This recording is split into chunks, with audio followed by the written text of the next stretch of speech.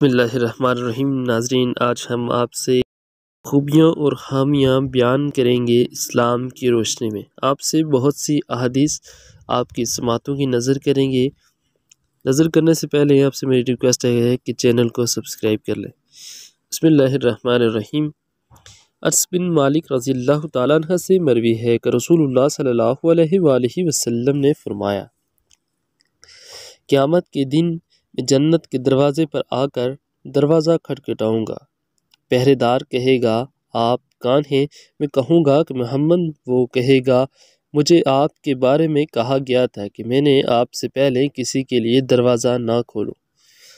انس بن مالک رضی اللہ تعالیٰ عنہ سے مروی ہے کہ کہتے ہیں کہ انس رضی اللہ تعالیٰ عنہ کی والدہ ام سلیم رضی اللہ تعالیٰ عنہما کے پاس ایک یتیم لڑکی تھی۔ رسول اللہ صلی اللہ علیہ وآلہ وسلم نے اس یتیم لڑکی کو دیکھا تو فرمایا، کیا تم وہی ہو؟ تم تو بڑی ہو گئی ہو، تمہاری عمر لمبی نہ ہو۔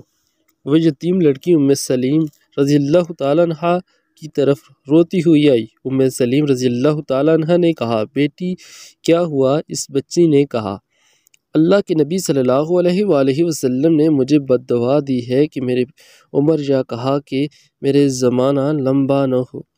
ام سلیم رضی اللہ تعالیٰ عنہ اپنی چادر کو اپنے سر پر ڈالتے ہوئے جلدی جلدی نکلی۔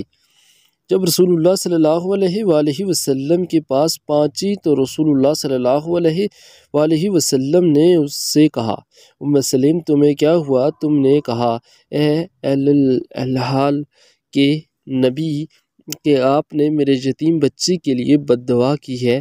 آپ صلی اللہ علیہ وآلہ وسلم نے فرمایا، ام سلیم کون سی بد دعا؟ ام سلیم نے کہا، اس کا خیال ہے کہ آپ صلی اللہ علیہ وآلہ وسلم نے بد دعا کی ہے کہ میری عمر لمبی نہ ہو۔ رسول اللہ صلی اللہ علیہ وآلہ وسلم مسکرا دی اور پھر فرمایا، ام سلیم کیا تم نہیں جانتی کہ میرا رب سے میری ایک شرط ہے کہ جو میں نے اپنے رب پر لگائی ہے کہ میں بشر ہوں، میں اسی طرح خوش ہوتا ہوں جس طرح بشر ہوتا ہے، اور اسی طرح غصے ہوتا ہوں جس طرح بشر انسان غصے ہوتا ہے۔ میں نے اپنی امت میں سے جس شخص کے خلاف کوئی بد دعا کروں وہ اس کا اہل نہ ہو تو وہ اسے اس کے لیے پاکیزگی اور گناہوں سے صفائی کا ذریعہ بنا دے اور قربت کا ذریعہ بنا دے، جس کے ذریعے وہ قیامت کے دن اس کو اپنے قریب کر لے۔ حضرت عائشہ رضی اللہ تعالیٰ عنہ سے مروی ہے، کہتے ہیں کہ جب رسول اللہ صلی اللہ علیہ وآلہ وسلم کی بیماری پڑ گئی اور آپ نڈال ہو گئے تو آپ صلی اللہ علیہ وسلم نے عبد الرحمن بن ابی بکر رضی اللہ تعالیٰ عنہ سے کہا، میرے پاس کندھے کی ہڈی یا تختی والا تاکہ میں ابو بکر کی لیے وصیت لکھ دوں کہ اس پر ابو بکر رضی اللہ تعالیٰ عنہ پر اختلاف نہ کیا جائے۔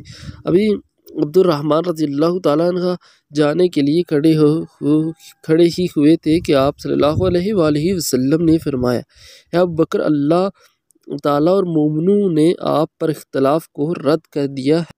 آپ میرے چینل کو سبسکرائب کر لیں۔ السلام علیکم ورحمۃ اللہ وبرکاتہ۔